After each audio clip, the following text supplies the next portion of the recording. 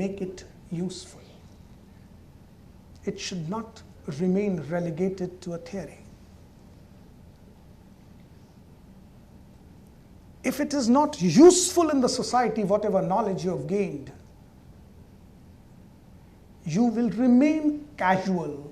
You will not turn to be a professional. And remember, 10 minutes in the talk, we have not yet reached up to ethics. अभी तो हम professional पर ही अटके हैं. Ethics पर तो आएंगे. पहले आपको कैजुअल से प्रोफेशनल तो बना लें.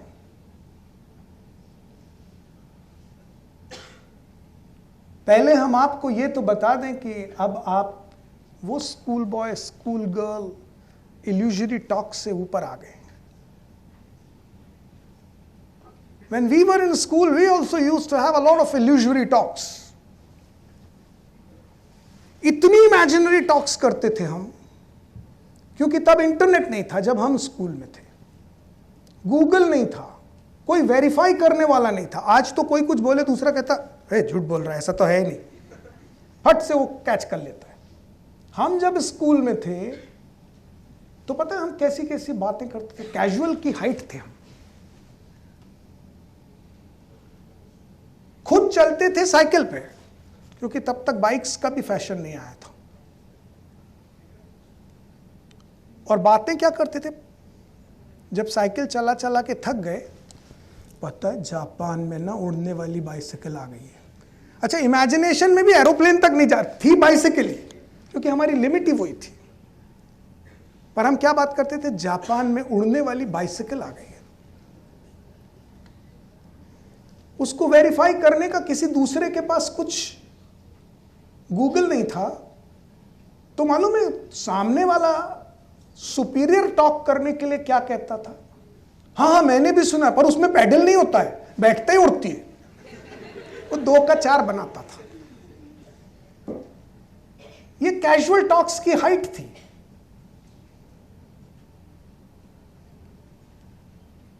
उन दिनों हॉरर फिल्म में ड्रैकुला सीरीज आई थी.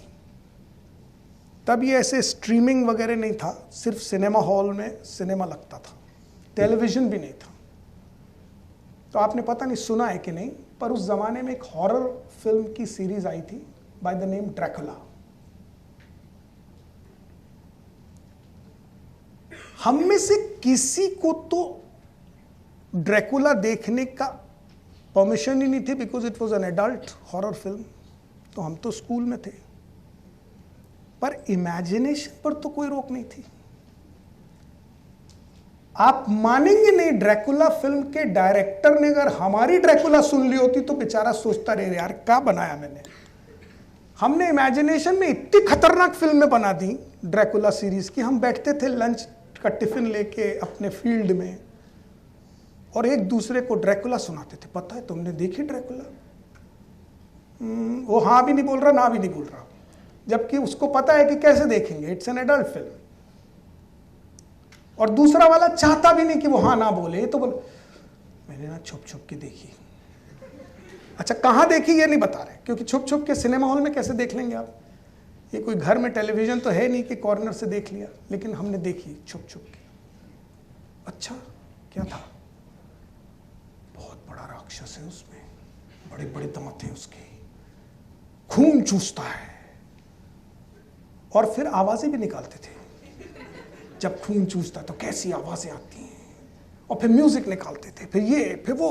दूसरा बोलता था अरे वो वाला सीन देखा कि नहीं, कौन सा, फिर वो अपनी सुनाता था. ये सब कैजुअल टॉक्स की हाइट थी.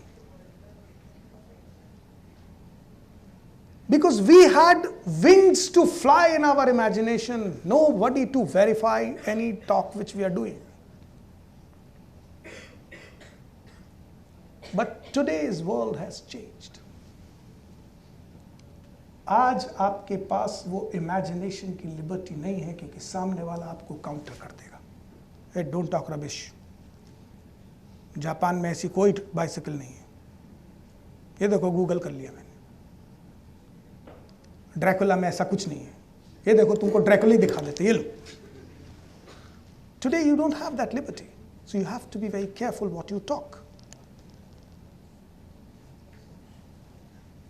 So therefore, today people do not talk casually about imaginative things. What they talk casually about expertise. As I said, कि वो casually बैटिंग सिखाते हैं, सिंगिंग सिखाते हैं, एक्टिंग सिखाते हैं, पॉलिटिक्स सिखाते हैं, इसको वैसा करना चाहिए था, उसको वैसा करना, ये सब अब इमेजिन की बात नहीं ना, अब तो अब एक्सपर्टीज है, I am an casual expert.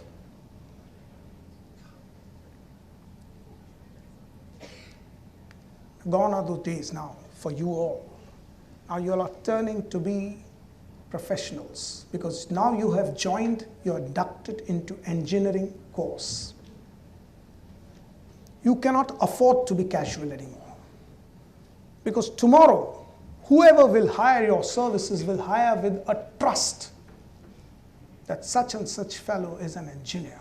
He must be having the background, the depth of this knowledge. So my first Guru Mantra to you is drop casualism, adopt professionalism. Each word which comes out of your lips must carry some weightage, must be trusted by others, knowing that you are no more a schoolboy, you're talking as an engineer. And now let's come to ethics. Once you turn professional, ये दूसरा test होता है. जब ethics पर question mark आता है. You must have heard a saying called power corrupts. And absolute power corrupts absolutely. You must have heard this several times. And you know what Lord Bacon has said? Knowledge is power. So now that you will turn professional, you will be having knowledge and you will have that power of knowledge. So do not take undue advantage of your knowledge vis-a-vis an ignorant person. The person is ignorant, but he is trusting you and your professional acumen. Do not take undue advantage of your knowledge. Do not try to fool him. अपनी knowledge से किसी को बेवकूफ मत बनाइए.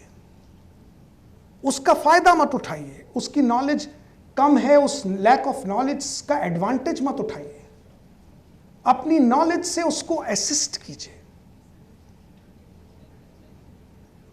आपके पास जो knowledge की पावर है, उस पावर से उस व्यक्ति को मजबूत बनाइए, ना कि उसकी कमजोरी का फायदा उठाइए. This is ethics. We are lawyers. All kind of people come to us, to our office. और पता है, मुझे इंसान बने रहने के लिए बहुत मेहनत करनी पड़ती है. Because the people who come to us are so vulnerable, so disturbed, so weak, that the moment we just give them a helping hand, they put you to the pedestal of godhood. अरे साहब आप भगवान हैं. और इतनी बार बोलते हैं कि खुद को शक होने लगता है कि एक्चुअली तो कहीं है तो नहीं. और बहुत मेहनत लगती है अपने आप को रिमाइंड करने में कि नहीं नहीं नहीं ऐसा कुछ नहीं है. We are simple human being having expertise in just one area of knowledge. एक फील्ड है छोटा सा, उसकी छोटी सी नॉलेज है जिससे आप किसी की मदद कर रहे हैं. आप कोई भगवान नहीं हो गए. भगवान is ubiquitous. Bhagwan is having knowledge of all fields at all the time. तो आपके प्रोफेशनल लाइफ में जब आप प्रोफेशनल बनेंगे तो ऐसे बहुत से लोग आपके सामने आएंगे जो आप पर डिपेंड करेंगे, आपकी नॉलेज पर डिपेंड करेंगे. They may be very vulnerable, they may be very weak, they may be depending on you, but they are expert of their field. Remember all this, always. वो अपने फील्ड के expert हैं, इसको भूलिएगा नहीं। वो आज आपके फील्ड की एक्सपर्टीज के वजह से आपके पास आए हैं, पर वो अपने फील्ड के एक्सपर्ट हैं। वो कोई बेवकूफ, कमजोर, लाचार लोग नहीं हैं। They are experts of their respective field, but like for example, I being a lawyer, मेरी तबीयत खराब होगी तो मैं डॉक्टर के पास ही जाऊंगा ना। और जब बहुत पेन में होऊंगा और वो एक ऐसी टैबलेट देगा जिससे मेरा पेन सबसाइड होगा, तो मेरे मुंह से भी निकले, डॉक्टर साहब आप भगवान हैं। It's natural.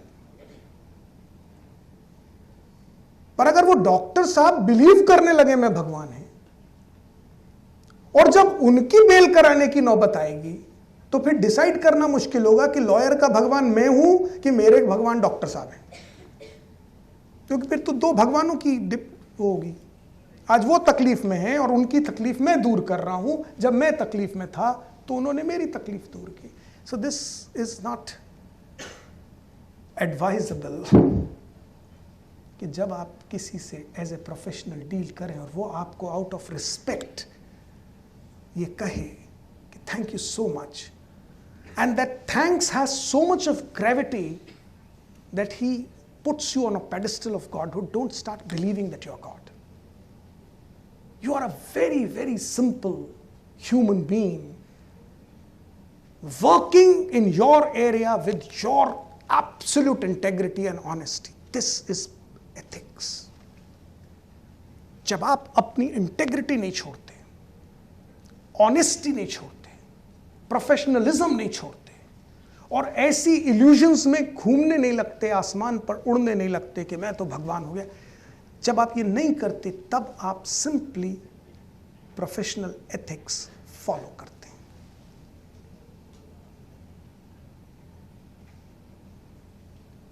So the second guru mantra of the day is never take any undue advantage of any situation or of any person. किसी भी व्यक्ति की, किसी के सरकमस्टेंसेस की, परिस्थितियों की, किसी की मजबूरी का फायदा मत उठाना।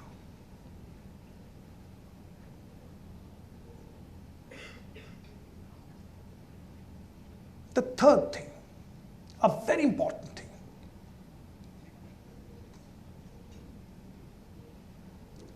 when you are gaining knowledge, you are entitled for success. कोई मना नहीं कर रहा कि आप सक्सेसफुल नहीं हो, जरूर होइए, सफलता के चरण उच्चतम शिखर तक पहुंचिए।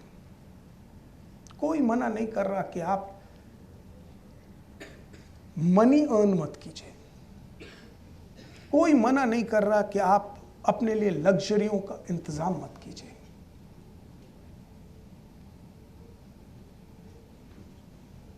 पर प्रॉब्लम पता है कहां होती है? प्रॉब्लम वहां आ जाती है where earning money, having luxuries becomes primary.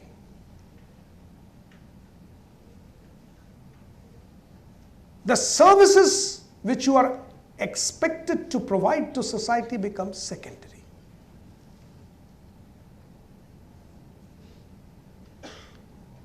And then you start leaving your ethics behind. मुझे तो पैसे कमाने हैं। I just heard one interview of Sachin Tendulkar, जिससे जर्नलिस्ट ने पूछा कि सर,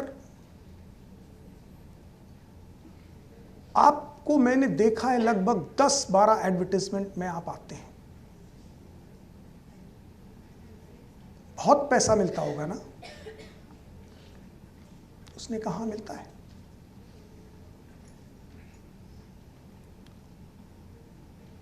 तो सर कभी ऐसा हुआ है कि आपका एक मैच है और उसी टाइम पर प्रोड्यूसर ने बोला कि सर आपका एक एड भी शूट करना है?